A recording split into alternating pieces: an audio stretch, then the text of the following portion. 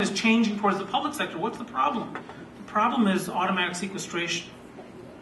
The problem is that that period of expanding public sector growth is at an end. In fact, if you look at the major segments that make up the U.S. economy, the only segment that has shrunk over the past year in terms of jobs is government. Job growth in professional services, manufacturing, distribution, finance, healthcare, education, not government. And much of the growth that's going to have to take place in this community going forward is in the private sector. And again, why would the jobs come? Well, it's not because this is the cheapest place in the country in which to do business. Because it's not. Not even close. It's not even particularly tax-friendly.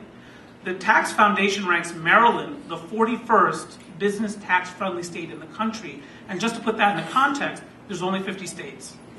So that's really not that good. So there has to be other pull factors here. And labor has to be at human capital. And again, I'll talk about this theme as I go through the presentation. You can see here, the public sector grew rapidly, the private sector shrank, particularly goods-producing industries. So what happened in this economy? Government jobs up, manufacturing jobs down. And that's basically the story of 2005 to 2011. This is a breakdown by industries in the Susquehanna workforce investment area. I just want to point out this red section of the pie. You see the public sector total, 25% roughly. 1 in 4 jobs in this region is in the public sector. That number is going to shrink. Almost assuredly, that number is going to shrink going forward. Now, that said, one of the questions you might ask is, well, then what's going to grow? Because the pie has to stay whole. So if this is going to shrink, what here is going to grow? Well, I'm going to talk about that. And what that might mean from the perspective of pursuing majors, so on and so forth.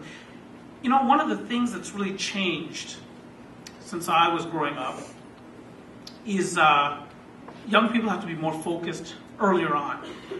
When I was growing up, you know, we didn't worry that much, I don't think, about, you know, what was I focused on in high school? Elaine Strasberg?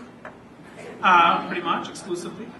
I figured the career would take care of itself, that I'd land somewhere, they'd train me, you know, so on and so forth, maybe I'd get a graduate degree or 2 or 3. And I could make it, I could find a way to make it.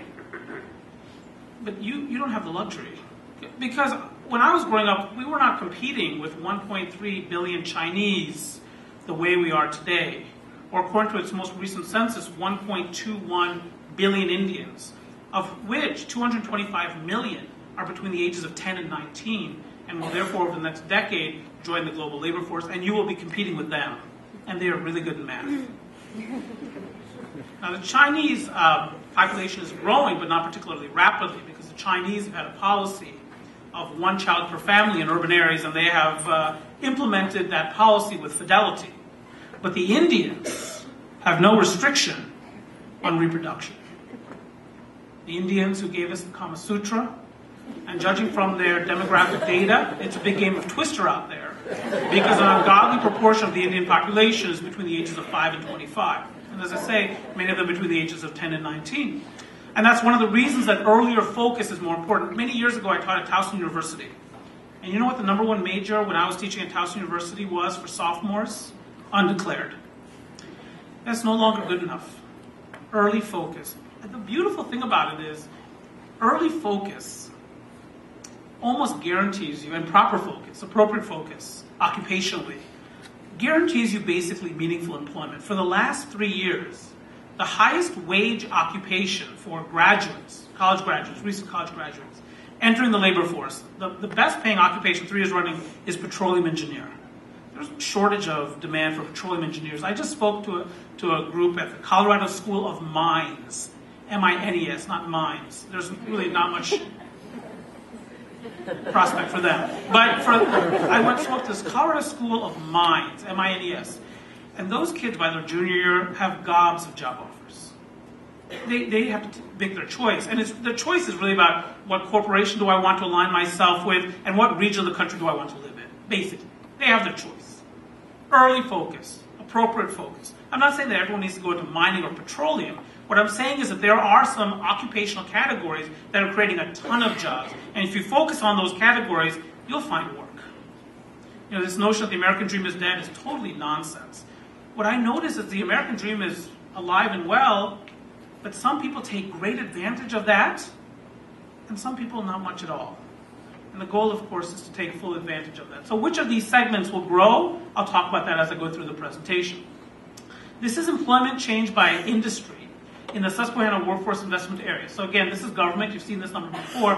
What other segments grew during this period of economic challenge? Education and health services. What is that about? Demographics.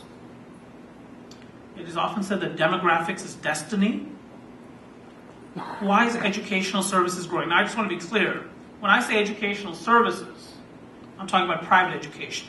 Public education shows up in government, as it turns out, for statistical purposes. So this is private education. Nationally, only about 2 million people work in private education. But why is there demand for private educational services? Well, think about the demographics of the country. We have two major demographic groups in our country. Baby boomers, often defined as being born between 1946 and 1964. Roughly 78 million still living. 80 million were born. And then their children. And many of you are their children. Many of you in the audience are children of the baby boomers, often defined as Generation Y, or labeled Generation Y, sometimes known as the baby boom echo or the echo boom, sometimes known as the millennial generation, the group born between 1980 and 1999. You are the most educated generation in American history. And one of the reasons you're educated is because you've had to become more educated to compete in an increasingly difficult global economic environment. So the economy has demanded that of you. And you rightfully pursue education, and you do it at a great school with a great president. And I say that largely because he's in the first row, but I actually mean it. I think I mean it.